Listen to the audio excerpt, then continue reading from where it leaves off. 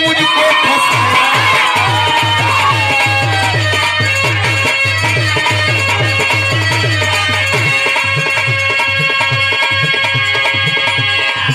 हर देवरिया के 20 मनावत हो, हर का कटाई उटाई देखती हो गए हमन के बनारस में भाई धान सही पड़ल हो। कौनो ट्रैक्टर वाला का शिकायत हो केहू में ड्राइवर हो तो भैया बुरा मत मानी, यहाँ से ट्रैक्टर खड़ा दिए मुस्कियात टेंशन में लगे तो पानी पर से लगी कहो का मीठा मीठा बोल के तू मुझको फंसाया।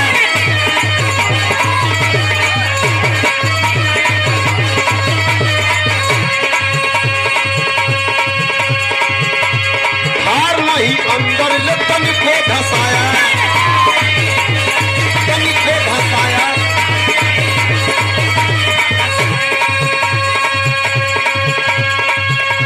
जोता नहीं यादव जी के जैसा, जोताई नहीं दुनिया के पैसा।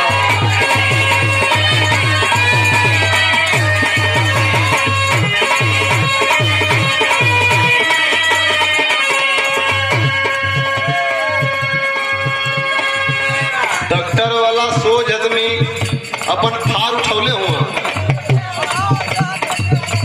अब बतावत हो का बतावत हो, मैंने सफाई कर लिया नहीं ठेका, लिया नहीं ठेका।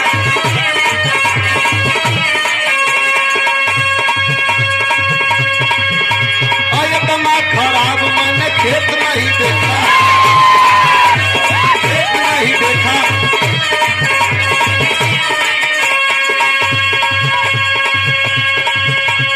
घास जमी जंगल के जैसा, अरे घास जमी जंगल के जैसा, जोताई हम लूंगा पूरा पैसा।